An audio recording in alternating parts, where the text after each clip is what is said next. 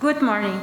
To the event that is taking place today, we ask our audience to turn off the cell phone or put your equipment in vibration mode.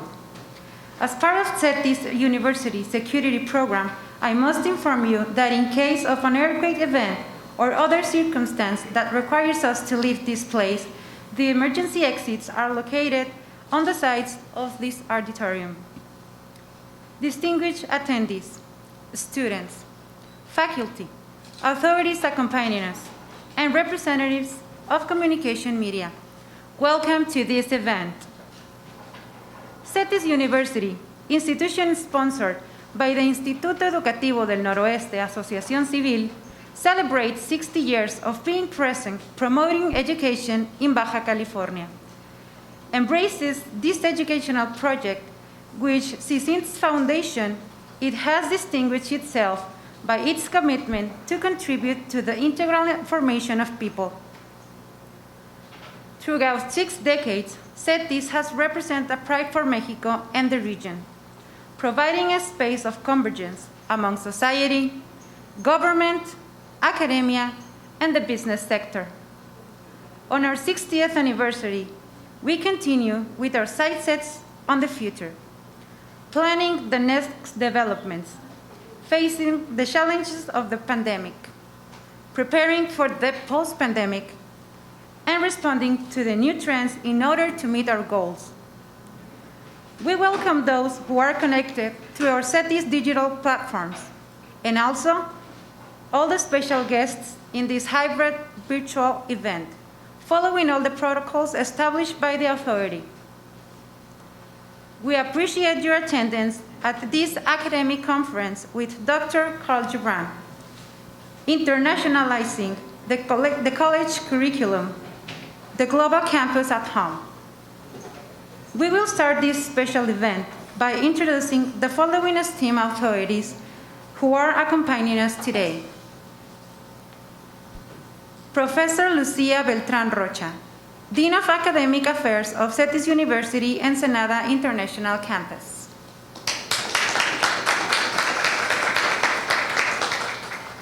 Dr. Scott Venecia Corral, Dean for International Affairs of the CETYS system.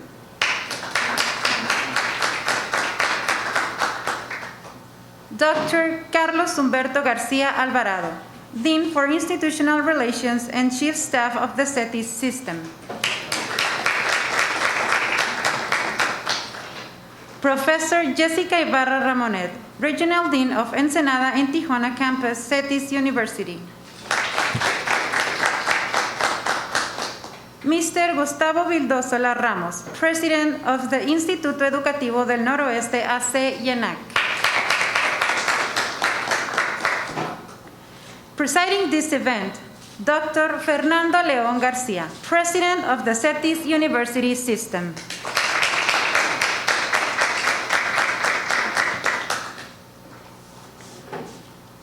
I will invite Mr. Gustavo Vildosola García to share a special message.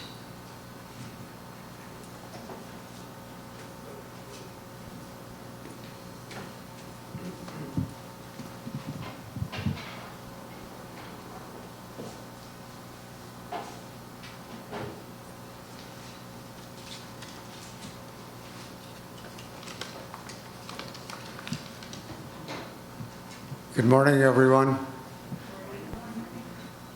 Dr. Jubran, President León García, faculty members, students, domestic and international partners who are following this event through our streaming platforms, friends of CETYS, good day, everyone. It is always a pleasure for me to visit this beautiful campus, especially in light of such an important occasion. I think it is only fitting that Ensenada, the flagship of CETYS internationalization efforts, would be the campus to host such a distinguished personality, an expert on global academia, and someone with extensive accolades pertaining to international education.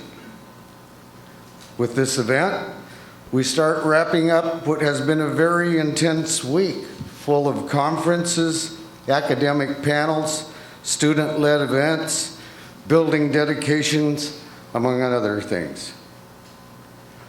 During last Monday's event, President Leon Garcia led us through a trip down memory lane in which we remembered our founding fathers and a number of individuals who were instrumental in creating this institution. We watched a video with historic footage that took us back to our very humble beginnings. Nonetheless, as we continued to watch the documentary, we would see the fruits of our labor. We could see how the hard work of those who came before us has paid off. We could see the CETYS that we are today, and we grasped the notion of the CETYS that we aspire to be. A sense of pride was in the air, no doubt. I've often said that the DNA of our founders is embedded in the character of our institution. I would like to stress that again. We are a living testament to those brave women and men who more than a century ago trekked into the arid lands in search for a better life. Those bold people that settled made a conscious decision to brave the infamous Mexicali heat and to weather the elements, to challenge the desert, to challenge the adversity, and worked the land with blood, sweat, and tears to claim the opportunities the border region represented.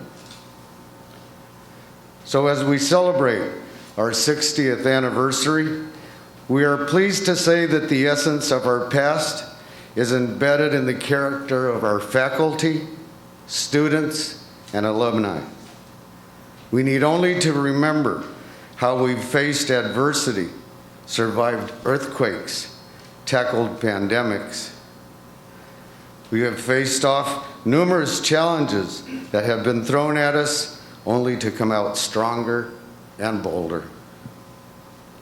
And here we are, standing proud, full of energy, desire, and commitment, revitalized and ready to take on the challenges of the future to honor the roots of our past. Those of us who have had the opportunity to attend this week's events are energized by our institution's long list of accomplishments, even amid a very challenging 2 years. We are proud of what we have achieved and certainly enthused at the prospect of things to come. I thank you all, the dedicated men and women of CETYS University, the faculty, the students, the staff, the academic deans, and the administrative staff, our caring maintenance staff, and support personnel. This would not be possible without you. CETYS would not be what it is today were it not for you and all that you do. So happy 60th anniversary. Let us all rejoice in the fact that we are doing the Lord's work, and modesty aside, I think we're doing it extremely well. Felicidades.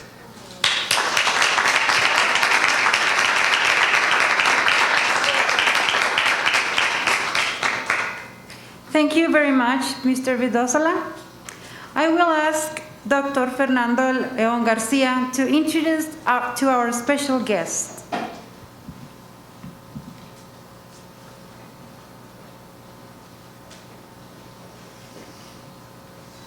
Good morning to all, and I hope that you have been following the celebratory events of our 60th anniversary. I think that, as our board chair indicated, this has been both a visionary effort as well as one that has entailed the work, the commitment of multiple constituents. Thank you for joining us today.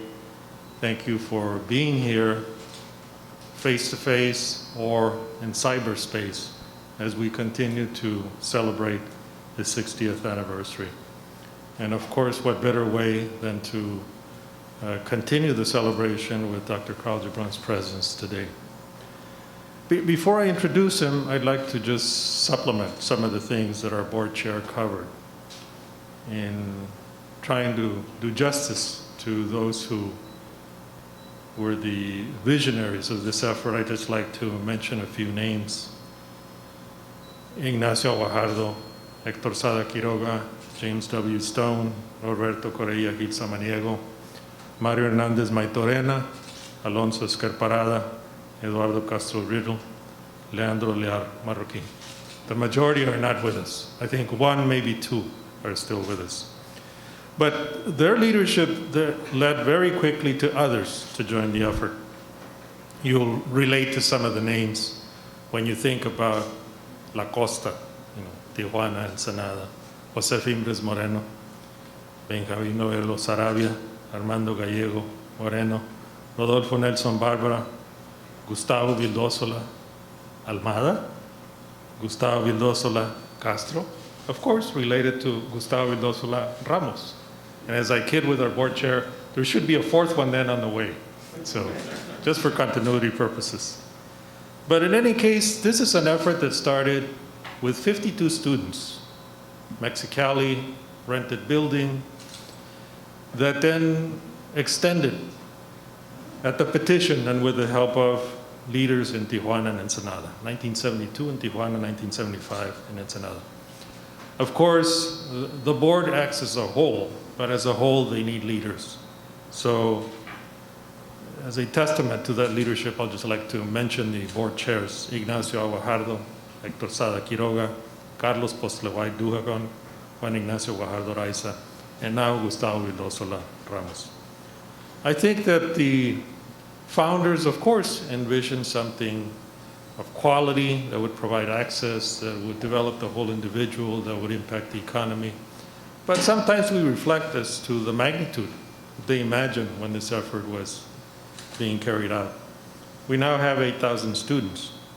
We not only serve students in each of the three cities, we serve primarily the northwest of Mexico. Many of our alumni are throughout Mexico in 26 different countries. We even have about 8% of the total undergraduate student body coming from Southern California. We have 73% of our full-time faculty with doctoral degrees, 65% of the graduating students in each cohort, the most recent cohort, the one in June, have gone abroad. And mind you, in the case of Campus Ensenada or Ensenada campus, over 80%. Is that correct, Scott? Yeah, over 80%. And in terms of employability, even with pandemic, the average the last 5 years has been around 95% average, which means it has been higher, it has been lower, but the average is about 95%. So I think, as our board chair said, I think we're moving in the right direction. I think we're doing something right. And as a result of that, we have also been able to achieve accreditation, institutional accreditation in the US with Western Association of Schools and Colleges, accreditation of our business programs with ACBSP, accreditation of engineering programs with ABET, as well as beginning to show, although we have been historically a teaching institution, we are now showing up in the Times Higher Education impact rankings as well as QS. So we're going through a transformational process. I think that as we move forward, we need to be thankful of what we call the CETYS community.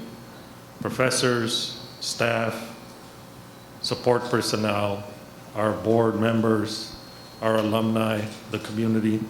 Because as we tend to say, CETYS is for and by the community. In a year in which we have faced a pandemic, and there's a lot to say of the pandemic, I'm sure Dr. Jubran will make a few references to that. It is obvious that things have not been as they were. And I think the most important thing to realize is that things won't be entirely as they were. And therefore, we need to be mindful of a few things that have been shared by leadership throughout the world. We hosted the triennial conference of International Association of University Presidents at the end of July. I'll just throw in a few things without invading the main theme of our guest and keynote speaker today. For example, we're moving to an environment where, yes, face-to-face will return, but we will have increasing doses of online and hybrid. We as leaders need to think and act in a concept such as nimbility. There has been the expression of being nimble and quick in the business arena. Here is nimbility in the sense of also being mobile, very quick in what we do, very strategic in what we decide. Bifocal leadership. And in an environment where we have had to operate with universities without students and promote study abroad without mobility, there are many things we need to be mindful of. Another thing is that we've been more sensitive to inclusion. In particular, how is it that we can untap women leaders? And also to try to identify, serve, and develop talent, or what some refer to as the lost Einsteins that we have in each community. There's a notion of academic bank credit, which says that in the future, students are not going to be based or linked to just one institution, but to multiple institutions.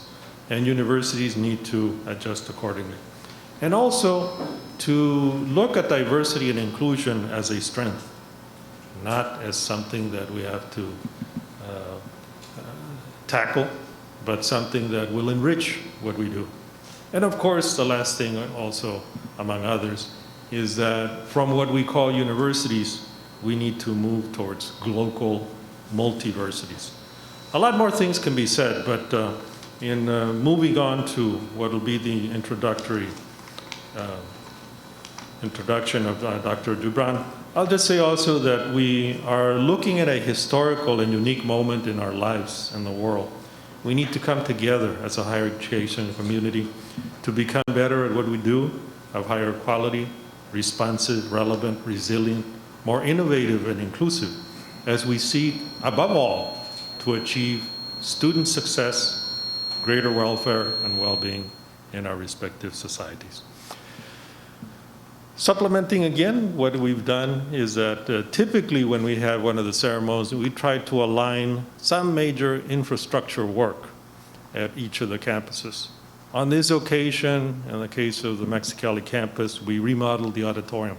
Thanks to one of our alumni, as well as now board member, we were able to remodel the auditorium built in the 70s.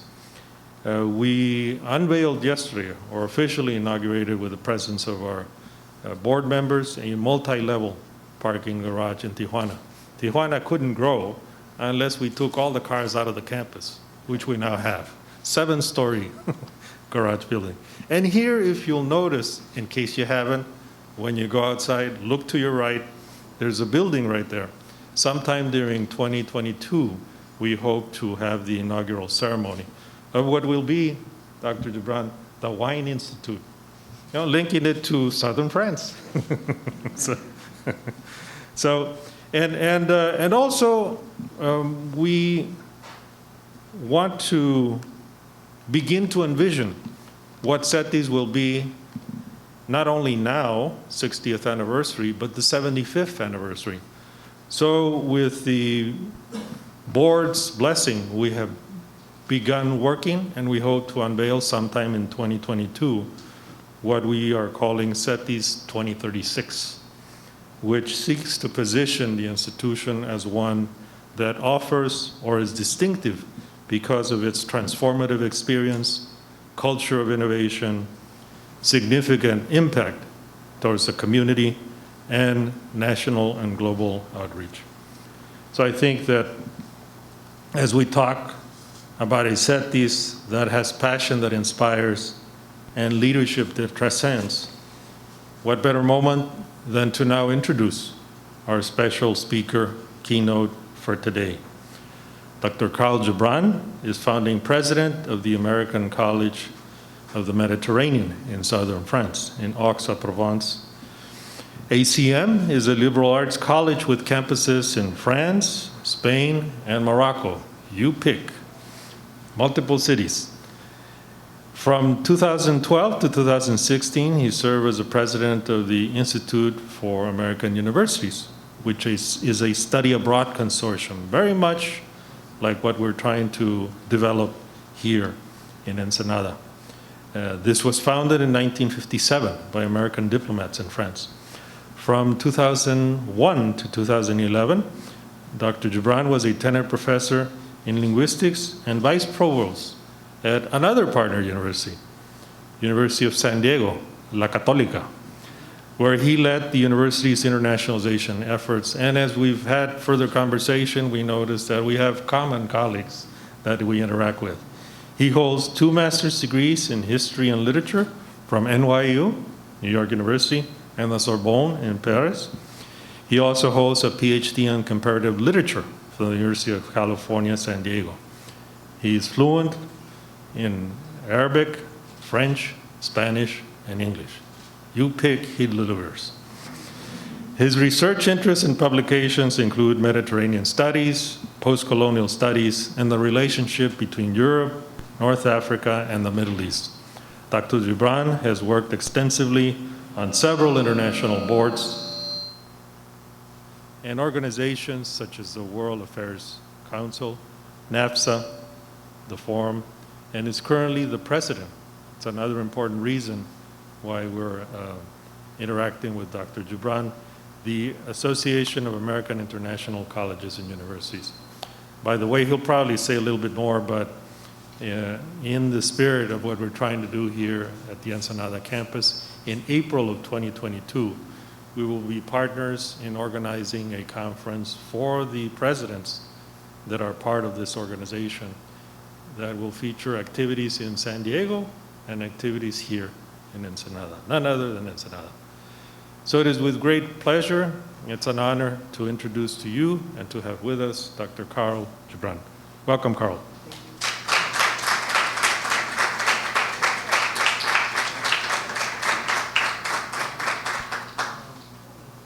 I was told to use this microphone over here.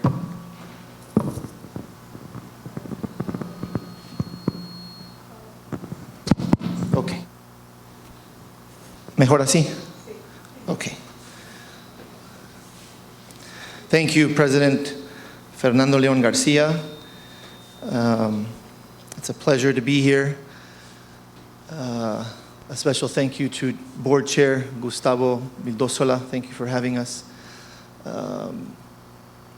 Every time I come to Mexico, I speak with colleagues in the US and I remind them that there's nothing that compares to Mexican hospitality.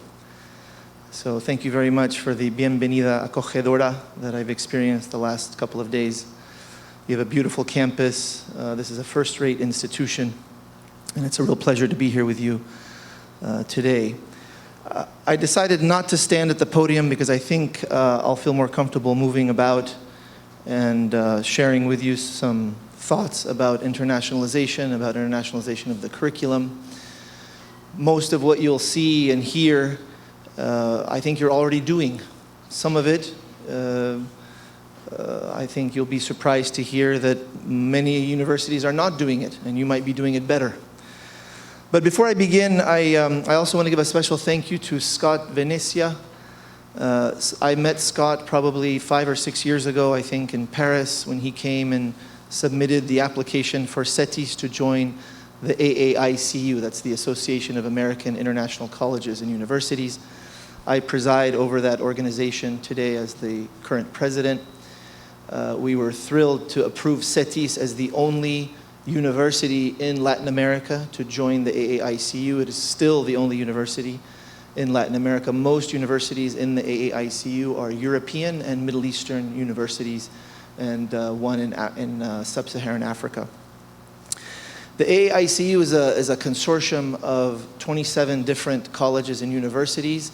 The first one was the American University in Beirut, built in the 1880s, as you might know, and then the American University in Cairo joined, and then Paris and Rome, and the list goes on and on and on. I think it's fitting that we're here today to celebrate CETYS' 60th anniversary. I know you've gone to great lengths to internationalize your campuses. By nature of where you are, I think you're already a very international campus, and I think it holds you in good stead to do great things for your students in the future. My institution, as President Fernando León Garcia mentioned earlier, is in southern France in the city of Aix-en-Provence. There's a reason it was set up in the late 50s. In 1957, a group of diplomats from Washington, D.C. wanted to set up a campus not to educate the French, but to educate the Americans in diplomatic relations. At the time, French was the language of diplomacy. This was post-World War II. They wanted a safe space to send Americans to study in Europe. Obviously, Germany was off limits. Spain was still under a dictatorship. Italy was still rebuilding. And if you were to go to any country in Europe that does not speak English, where there's a safe haven for Americans, it was France at the time. And this is why they chose France as a country. They chose southern France because of its welcoming nature to Americans, and also because it housed the largest university at the time in France. And it's still the largest university system in France, in the Aix-Marseille system, with over 80,000 students. At any given time in the town of Aix-en-Provence, there's probably 40,000 French students walking around the city. This is one of the reasons our institution, the American College of the Mediterranean, has such great success in attracting American students there, because they are surrounded by so many local students. The institution focuses on Mediterranean studies and diplomatic relations between France, Spain, and Morocco, and the greater Middle East, and what we call the MENA communities. Just a little background on that. I'll go ahead and begin the presentation. If you could pull up the PowerPoint. I promise we won't do death by PowerPoint. This will not be murder by PowerPoint. We'll try and keep it simple. Bear with me. So I gave this presentation the title, Internationalization of the Curriculum, the Global Campus at Home, and it has something to do with the pandemic. It does. I think given what's happened over the last year and a half, internationalizing at home becomes even more crucial. It becomes more important, and we have to figure out ways to be innovative and creative to globalize and to internationalize at home. Let me start with a famous quote by the early 20th century high modernist literary scholar Marcel Proust, who says, "Le véritable voyage de découverte ne consiste pas à chercher de nouveaux paysages, mais à avoir de nouveaux yeux." The real voyage of discovery consists not in seeking new landscapes, but in having new eyes.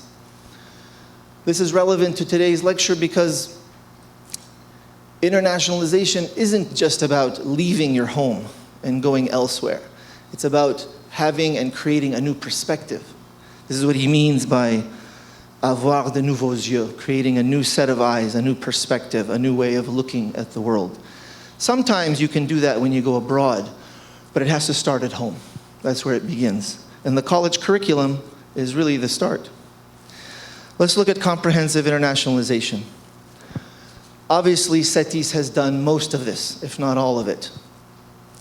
You have an internationalization plan, right? You have to start with a strategic directions initiative. Internationalization is a strategic direction. Redefining the mission and vision of the institution. You identify campus champions. Those campus champions, some of you are in this room, right? Some of you are high-level administrators, others are staff, others are faculty, etc. The important role of faculty. As I discuss the curriculum in a moment, the curriculum cannot be managed without faculty. This is often the mistake that a lot of administrators make in higher education. They try and internationalize without the faculty. They think somehow if we write a mission statement, that if we mandate, the faculty will come along. We all know faculty. Faculty, there's a saying in the US, faculty is like herding cats. You've heard this before? sometimes it's very difficult to get faculty to do what you want them to do. It has to be their idea. And you have to begin with the curriculum. We must have board of trustees and president support. You obviously have it here. I think CETYS is in an excellent position to internationalize in so many ways because you have board support, you have president support, you have budgetary support. It cannot be an ephemeral or trend, meaning it cannot just be a strategic initiative for one semester or 1 year or even a 5-year plan. It's just not enough. This has to be something that's woven into the fabric of the institution. It must harmonize and integrate well with other campus strategic initiatives. President Fernando León Garcia talked earlier about one of your other initiatives, which is diversity and inclusion. You have to figure out a way to harmonize internationalization with diversity and inclusion. We lost you. Okay, there we go. As I said earlier, we have to figure out a way to weave it into the fabric of the institution. It has to be part of the institutional ethos, right? Everyone has to speak the same language on campus, agree on the terms that we use for internationalization. It cannot be an add-on or just another requirement. If you tour as many campuses as I tour during the year, whether it's in Europe, the United States, Latin America, you see banners on campuses, all kinds of banners that tout how their students are global citizens. Have you met a global citizen yet? I haven't met a student yet who's a global citizen. But they're aspirational and they would like to be global citizens, but we're not quite there yet. But the banners are everywhere. Every campus from Sarah Lawrence University in New York to Gettysburg College in Pennsylvania to the University of San Diego, banner after banner. We are creating global citizens, et cetera, et cetera. And it is a noble cause. It's a noble venture, but there's still a lot of work to do. It must become part of the campus language and culture. These are the champions I was talking about earlier. It has to be faculty. It has to start with faculty. It has to have the staff support and, of course, the administration. The administration is crucial because the administration controls the purse strings. The administration controls the budget. But it has to begin with the faculty. It has to have faculty support. Let me go back. Yes. So faculty must be included in the discussion. It'll never work with a top-down approach. At my former institution, the University of San Diego, the president's office was a very well-intentioned office, great leadership there, but it took time, it took a long time for internationalization to take hold because the faculty were not consulted. Faculty committees were not involved. The academic senate was not involved. The academic assembly was not involved initially. And so when I came on board, one of the first things I said is, we have to go to the academic assembly. We have to get support of the academic senate. Then we'll go back to the president's office. Creating faculty partners on campus. I'll talk about that in a moment. Faculty have so much to offer the campus because they themselves have this experience. They've traveled abroad. They've taught courses. They've attended international conferences. They bring back this knowledge to campus. Of all the things we can do to internationalize a campus, and I know you do it here. You bring in international students, you bring in international faculty, you send faculty abroad, you send students abroad, but the curriculum is the most important thing. As I began with the first quote by Marcel Proust, the curriculum is what's going to change the perspective of students. I don't know why it keeps doing that. It's going to change the perspective of students before they go abroad. The curriculum has to be the punto de partida. You have to begin with the curriculum. The curriculum stands alone as the most integrated and comprehensive approach to campus internationalization. Why? Because it touches every single student and every faculty in one way or another. Faculty cannot opt out. I remember speaking with faculty in the STEM areas, engineering, physics, biochemistry, marine biology, etc. These are faculty who used to come to some of the workshops I would put on, and they would say, well, internationalization is for everyone else. It's for everyone in the humanities. It's easy to internationalize in international relations, political science, history, art history, anthropology, sociology. But the STEM fields are difficult, they say. It's impossible. I don't know how to internationalize my course. I'm a physics professor. And these are the obstacles that we face, and we still face them on most campuses, because the STEM fields, there's a bit of resistance in the STEM areas to internationalize their fields and send students out. So if we can't figure out a way to send our engineering students to do a study abroad program or an international program for a semester, a year, or a summer, then there has to be a way to internationalize the curriculum at home to expose them to international experiences. And I'll get to that in a moment. The key to comprehensive internationalization of any campus is how the curriculum is informed by all other international activities. Let's look at those. So I'm sure you have colleagues already on campus with international expertise. In some cases, I've seen universities develop something called an international expertise database. So it's a college database on your campus that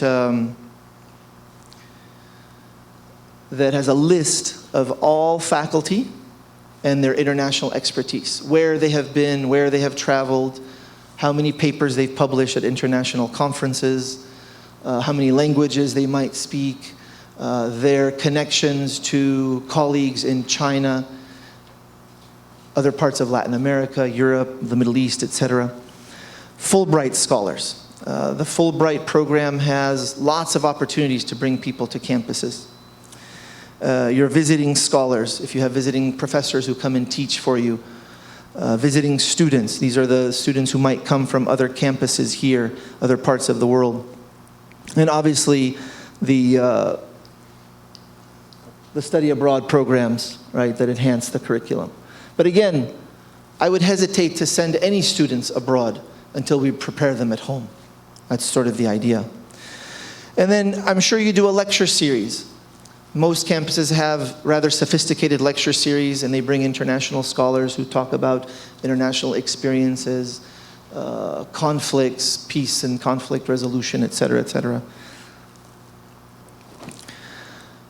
One of the ways to integrate internationalization into the campus and into the curriculum is through some of the activities that are done on your campuses, service learning programs, ministry programs, the connection between diversity and inclusion, as I said earlier, International Education Week, development of an I or a G certificate. This is where students might take any given course, but as the course is internationalized, it is given a G credit or an I credit for global or international, which designates it as a course that qualifies as a global studies course, a course that educated students in an international or global way to make them more aware of world affairs.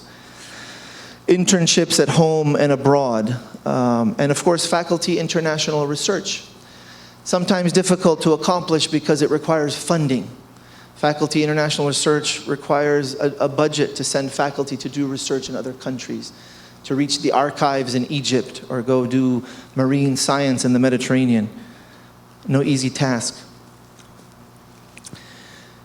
Faculty grants. If your campus doesn't have faculty grants, I would encourage the development of faculty grants in one way or another.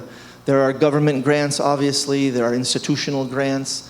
Some of this comes from donor relations. On my own campus, we have donors who give specifically for faculty research grants because they understand that if the faculty don't get out and do international work, the students will not benefit from the faculty in the classroom trying to internationalize the curriculum. International collaboration between faculty. Faculty working on publishing a paper with a colleague in Alcalá de Henares or a colleague in Hong Kong, working on some scientific research, some humanities research, etc. Defining internationalization. Sometimes I have conversations on campuses and I realize that people aren't speaking the same language. And as a linguist, I'm very troubled by this. So you ask a faculty member their definition of internationalization, and you walk down the hall and ask another, and they're not saying the same thing. So a common language is necessary. Everyone has to agree on what it means to internationalize the campus community. You have to clear up confusions and misconceptions. This is probably the most important thing here is internationalization versus globalization. There seems to be a disagreement on most campuses between these two terms, which one to use, which one is preferable. And I'm going to dig into that a little bit deeper here and see if you agree. Let's go back here. And of course, identifying the most important themes. Internationalization on the CETYS campus is going to look different than internationalization at UC San Diego, for example. Internationalization versus globalization. Let's look at this. This is economic globalization.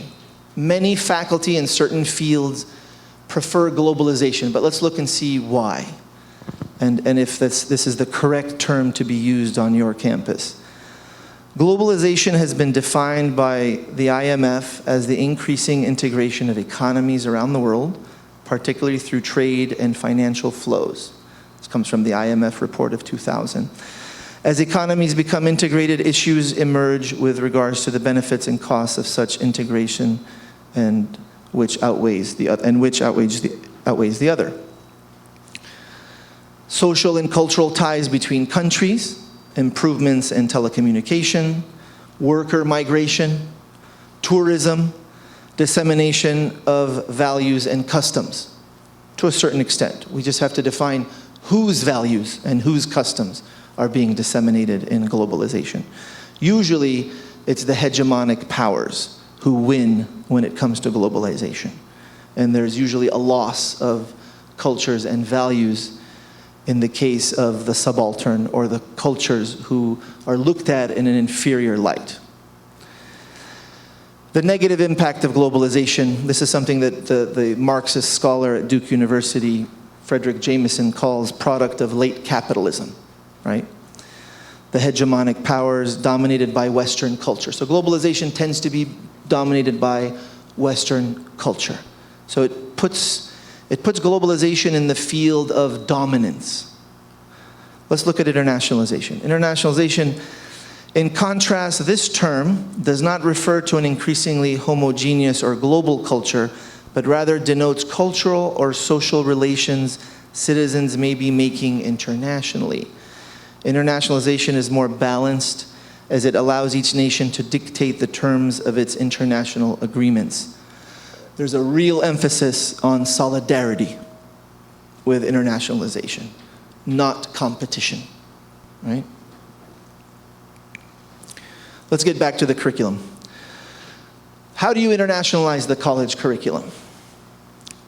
What is the role of faculty, and what do we mean by course content? Very simply, the syllabus. The college curriculum is, very simply put, it is the course content. It is what is taught in the classroom. This is getting very specific and granular at the academic level. This is where faculty will struggle in sitting down to do what they loathe to do, which is revise their syllabus, right? Revising the academic syllabus to include international themes. For example, if you are a physics professor and you come to the meeting and you say, it's very difficult for me to internationalize my course because I don't teach history, I don't teach international, I'm teaching science. Well, science is innately international. Science by nature is an international study. Science, mathematics, engineering is done all over the world. Including examples and articles and readings and case studies from international experts is one of the ways to simply internationalize a course through content. On my own campus, I challenge the faculty to internationalize their syllabi by including, at the very least, 30% of the course content to include issues of race, class, and gender on the international level. When I was at the University of San Diego, we were a little bit less, between 25 and 30%. And I was hoping to reach 50% by the time I left. There's still resistance. There's resistance because internationalizing the curriculum requires a real intentional effort to research. The faculty has to research on their own who writes the best articles, the best case studies from various countries to introduce these to the students. What will the student outcomes be with this new syllabus, with this new course content? What are we trying to prove? Why do we want to internationalize? Why does anyone care? Why does it matter so much? And these are questions students will ask. I know they've asked me before. Why is this important? And I say to them, let me share some perspectives from Edward Said with you and see if you agree why internationalization matters. This comes from his book, Culture and Imperialism. And it's a long quote, so bear with me. He says, "No one today is purely one thing. Labels like Indian or woman or Muslim or American are not more than starting points, which if followed into actual experience for only a moment are quickly left behind. Imperialism consolidated the mixture of cultures and denies on a global scale. But its worst and most paradoxical gift was to allow people to believe that they were only, mainly, exclusively white or black or Westerners or Oriental. Yet just as human beings make their own history, they also make their cultures and ethnic identities. No one can deny the persisting continuities of long traditions, sustained habitations, national languages, and cultural geographies. But there seems to reason, except fear and prejudice, to keep insisting on their separation and distinctiveness, as if that was all human life was about. It is more rewarding and more difficult to think concretely and sympathetically, contrapuntally about others than only about us. But this also means not trying to rule others, not trying to classify them or put them in hierarchies. Above all, not constantly reiterating how our culture or country is number one, or not number one for that matter. For the intellectual, there is quite enough of value to do without that. So what is he saying here? There certainly is value in difference, as most of us have experienced in the last 30 years. International education has always been concerned with difference. My challenge to you is, I'm not sure that's the way to approach international education. Difference is a way to begin, and what he says here, what we can't ignore is obviously there are differences. Obviously there are different languages, there are different cultures, there are different cultural practices. But to only highlight the differences ignores the ability for us to create solidarity among nations. And as an international educator, that's the first and foremost, most important thing I try to extend to students, to focus less on the differences and more on the points of commonality we have with one another. I will stop there and take questions. Thank you.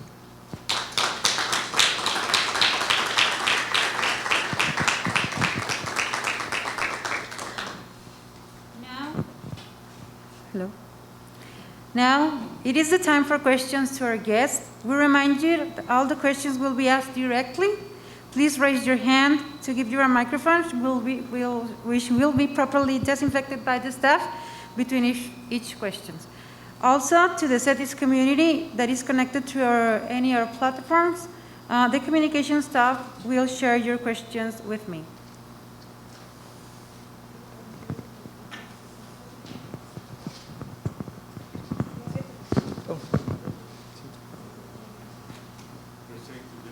Oh, to get comfortable. Okay. Thank you. No, it's okay. Well, I'll ask a question. Yes, please. That's okay. I think that nobody has been spared of the pandemic. So can you share with us some of the things you've observed at your own institution that you've had to adjust in order to provide continuity of education? You know, either ACM or IAU on the one hand, and then some general things that you observe on a go-forward basis. There are those who say that this will eventually pass, and that we'll probably recover in terms of the millions that were moving around the world. Not sure of that, but so what has been your experience? What are your thoughts? What can you share with us?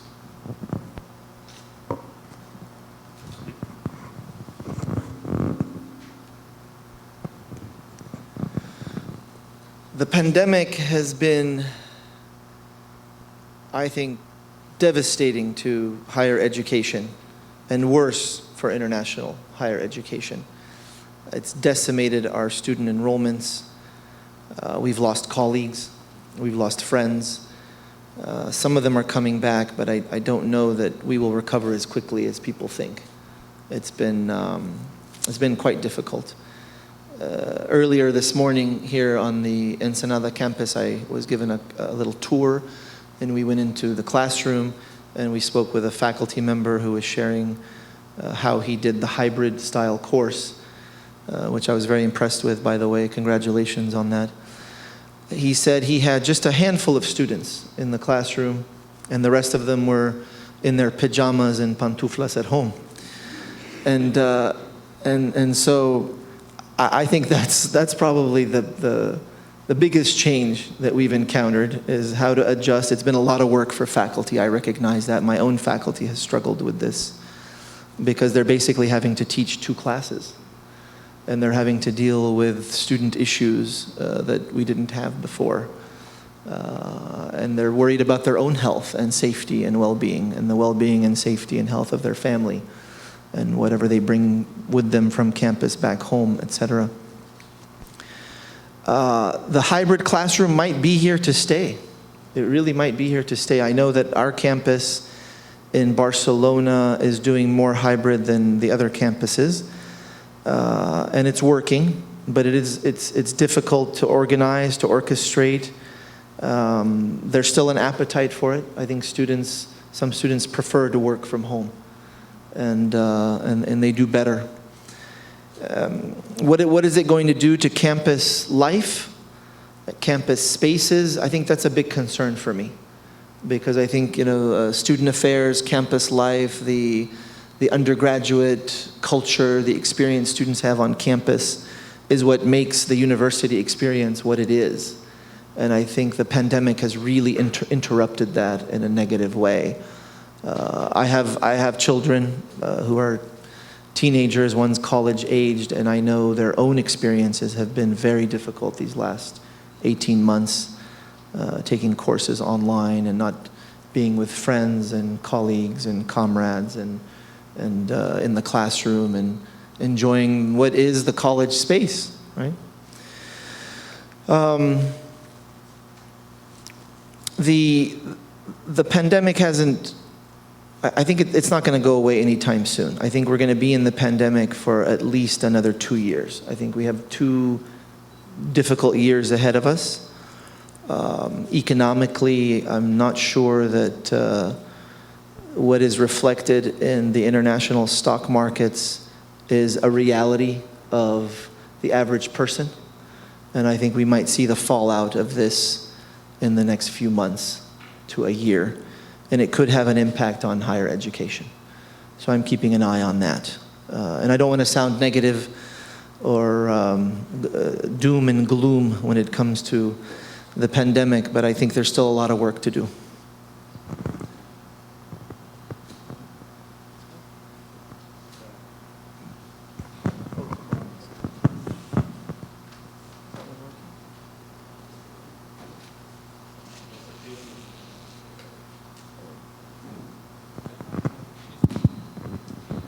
Thank you, Dr. Jubran. My question relates to the role, your take on the role that institutions and networks and associations like IACU have in helping institutions of higher education with the internationalization part of their campuses? Could you provide some information about that? Absolutely. I think the AAICU and even the IAUP that President Fernando León Garcia oversees could be of great help in terms of internationalization efforts for various institutions. I don't think enough has been done in the past, and I would like to see more sort of exchange between faculty and faculty research and students between the campuses. There certainly is a shared best practices among the institutions. That's always been the case. But extensive student exchange programs, faculty exchanges, the ability to do international research. We talk a lot about it. I know you do on your own campus. We talk a lot about international collaboration, but in theory, it looks great on paper, but there isn't enough being done. And I think if the organizations could do anything, it would be that, is to create a space and funding for faculty to do research together, to create international conferences where they participate and publish original research, and they bring that research back to campus to share with the students. What we have to understand is that faculty shouldn't and don't operate in a vacuum. Faculty research is not just for the sake of self-aggrandizement and the increased lines in the CV of a faculty member. Faculty research should inform what they do in the classroom, and it should also benefit the institution. And I'd like to see more of that. Hello. Thank you, Professor, for your speech. How can we awake the interest in our students for the virtual world, international world? Because I see that this new generation are growing up with a lot of technology, and they have a lot of activities that they practice international life. And sometimes I see them that they are not very interesting when we offer them the virtual international experience. So is there any recommendation? So how can we make them to feel more interested or awake them this thought about thinking about they have this resource, and it's a really good resource, but sometimes they think, well, it's virtual, it's computer, I'm not really interesting. So how can we awake them? It's a very good question. Most universities struggle with this. You'd be surprised to know that in the United States, only about 9% of students do an international program. Of the close to 30 million students in colleges and universities, that's a very small number, very small number. And there are lots of opportunities for them. And it's perplexing why more don't take advantage of it. And in my research, I have found that students are reluctant for various reasons. Usually, it's not part of their family discussion. Mom and dad don't have an international experience. Grandparents don't have an international experience. It's not discussed at the dinner table. It was never discussed growing up. So as they get into college, they don't think it's for them. It's not part of their world, per se. What changes that sometimes is the friendships they make, the activities they're engaged in, the fraternities, sororities, clubs, organizations that they get involved in. That might change their mind. But even then, you have to convince their parents. And then there's the discipline, the academic obstacle, which is, will I get my credits to transfer back to my institution? Will my credits count if I go to Madrid or if I go to Aix-en-Provence? Will I be able to graduate on time? And then the most important question is, who's going to pay for this? Where's the money going to come from?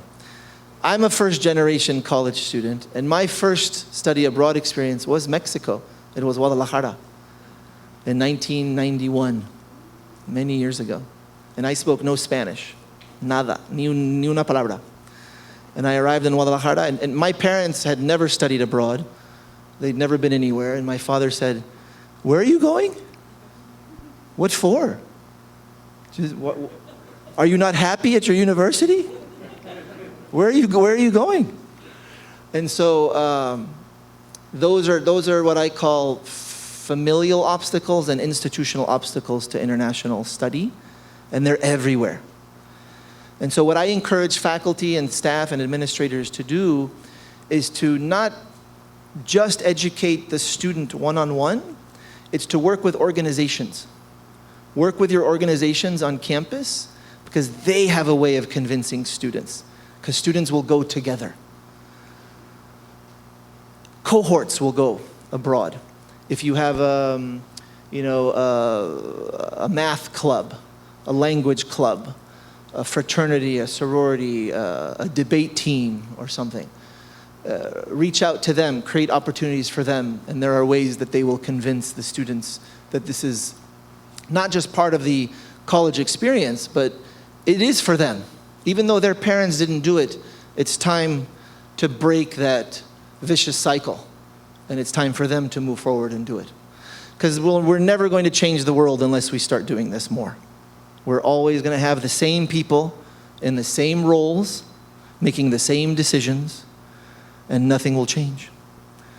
We know this in the United States. The majority of the United States Congress and Senate do not hold an active passport. They don't go anywhere. They don't know the world. Yet we ask them to vote on international relations and acts of war, which is deplorable as far as I'm concerned. How is that possible? That people voting on international affairs have never gone anywhere.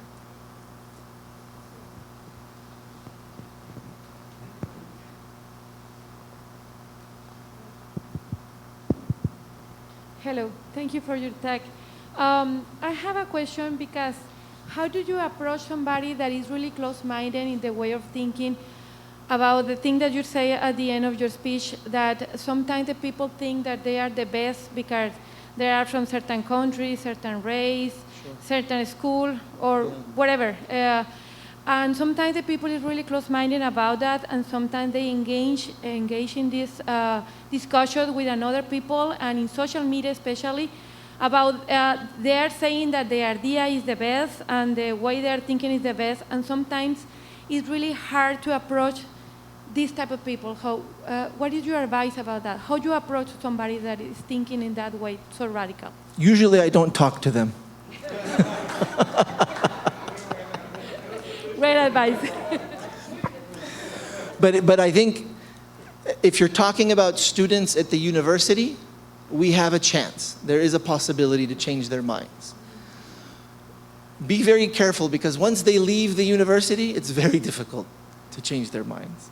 So we have an opportunity. I can only control and I can only work with my own context. If you try and change everyone, and if you look at social media, you'll go crazy. You need to stay away from it, because you're not going to be able to change everyone's mind, and that should not be our objective. We need to work with the students who are here at CETYS. So I would start here. If you have students who are closed-minded here, then I think you have an opportunity to work with them. This is what internationalization of the curriculum is all about. It has to start with the professors. You have to challenge and provoke the students. Provocation at the international level is one of the most effective ways to change students' minds. The problem with study abroad, and I'm a big proponent of study abroad. I advocate for study abroad all the time. But the problem with study abroad is usually you have elite students going to elite programs abroad. So you have a very wealthy student who goes to Paris, France, and shops for Louis Vuitton and Hermes, and wears a beret and eats baguettes and cheese, and they think they're having the French experience. And they ignore completely the delicate and rich and difficult and inconvenient history of France, which is that France was an imperial power, and France has 5 million Muslims living in France, and France has a lot of social problems. And it's not perfect. Even though it's a wonderful leader in luxury brand goods, it can be both, right? Just like when I live in the United States part of the year, I live in France part of the year, and I tell people there's wonderful things about the United States, but it's not a perfect country. And we have to accept that our countries are not perfect, and we should be able to criticize the imperfections. That doesn't make me less of a patriot. It just makes me analytical. And I think if you begin with students on your own campus, you have a chance. People on the streets, I'm not sure if they're a lost cause, but especially with the advent of social media, it's become more and more difficult to have open conversations with people because they're in their own world. We read what we want to read and only what we want to read. We're only exposed to feeds that we want to see, so we're not really exposed to anything new. And now we have news channels. I'm not sure if it's the case in Mexico. I imagine it is. You have news channels that cater to one side and the other, and there's no overlap. There's no exposure. The university is really where it happens. Higher education is crucial for that reason. It's the only way to democratize. Democratization in the right way has to happen at the university level. Just last month, something devastating happened in our organization, and it was that the United States pulled out of Afghanistan. And one of the members of the AAICU is the American University in Afghanistan, which is now closed. That university was educating women. 75% of the students were women, Afghan women, who had never attended college. And this was an opportunity for them. For the last 15 years, the American University in Afghanistan was educating Afghan women. Now it's closed. Devastating. But they had a chance, and maybe that chance will come back, but it's gone now. Thank you. Hello. Thank you very much, Dr. Carl. Now we request Dr. Fernando León Garcia, President of the CETYS University System, to acknowledge Dr. Carl Jubran visit and his valuable participation. Before that, Of course, for sure.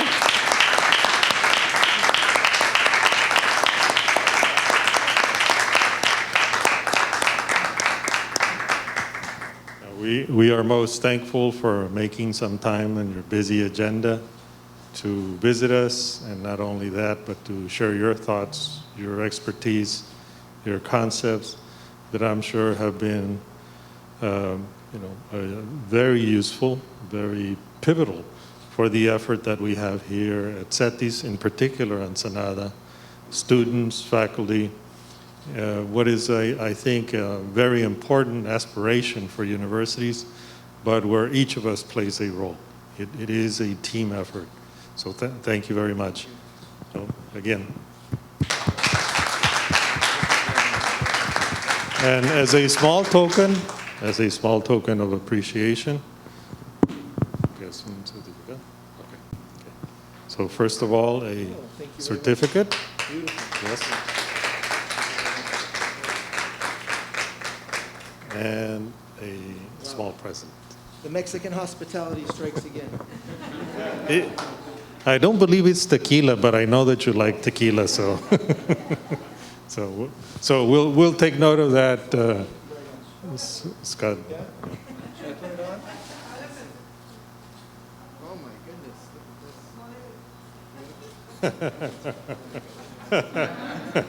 As the weather changes in southern France, you'll find good use of that.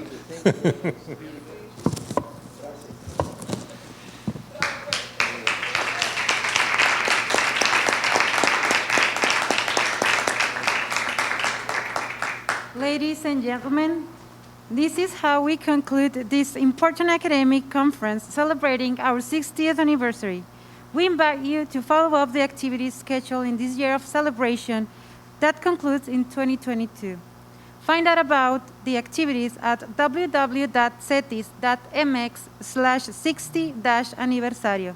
Thank you very much and have a great day.